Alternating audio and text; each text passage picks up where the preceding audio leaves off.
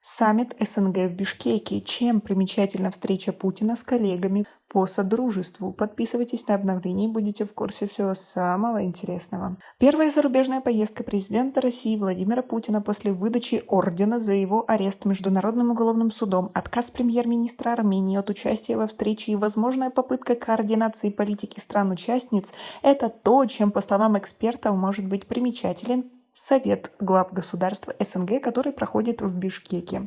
Главы государств Центральной Азии после турне по западным странам направляются в Бишкек, где 13 октября прошло заседание Совета глав государств под председательством президента Кыргызстана Садыра Жапарова. Ранее сообщалось, что в заседании примут участие главы государств участников СНГ за исключением Украины и Молдовы. Однако 10 октября стало известно, что от участия отказался и премьер-министр Армении Никол Пашинян из-за ряда обстоятельств. Однако Бишкек посетил президент России Владимир Путин впервые с марта 2023 года, когда Международный уголовный суд в Гааге выдал орден на его арест.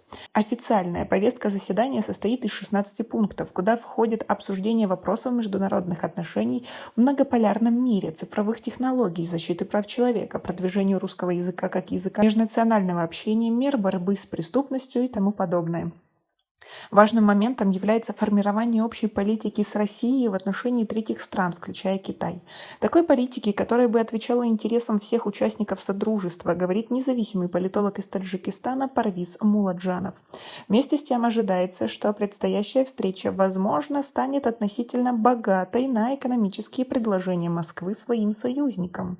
Независимый политолог из Бишкека Денис Бердаков говорит, что у России освободились финансовые и административные ресурсы, что позволит ей продвигать серьезные экономические проекты.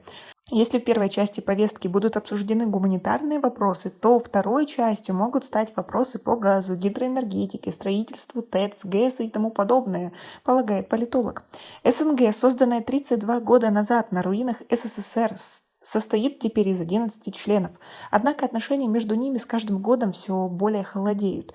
В войне России против Украины Беларусь поддерживает Россию, Молдова – Украину. В период последнего Нагорно-Карабахского конфликта ожидания Армении поддержки Москвы не оправдались. Страны Центральной Азии пытаются проводить многовекторную политику, в том числе с Западом, что не может не тревожить Москву, сохраняющую амбиции на постсоветском пространстве, но имеющую все меньше ресурсов для их реализации. По этой и другим причинам эксперты сомневаются в перспективности этой организации. Неумение договориться по многим вопросам и нежелание отказываться от решений, приемлемых для одних, но неприемлемых для других партнеров, привело к тому, что многие проблемы не были решены или решались в ущерб другим членам, то есть без достижения консенсуса. Поэтому ценность СНГ как организации снизилась, говорит эксперт Рафис Аббасов. На 32-й годовщине своего существования СНГ, как созданная некогда альтернатива СССР, похоже, рассматривается некоторыми членами как пятое колесо в телеге. Страны Центральной Азии стремятся к региональной субъективности, их экономики все теснее переплетаются с Китаем.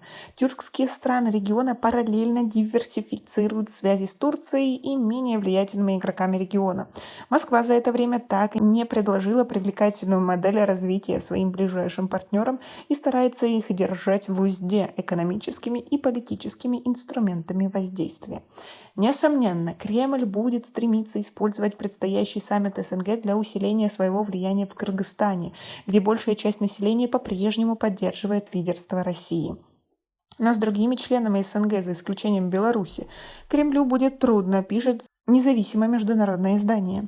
Научный сотрудник из Центра Карнеги Тимур Умаров отмечает, что с учетом изоляции, в которой оказалась Россия, Москва уже не может оказывать давление на своих союзников и отдалять их.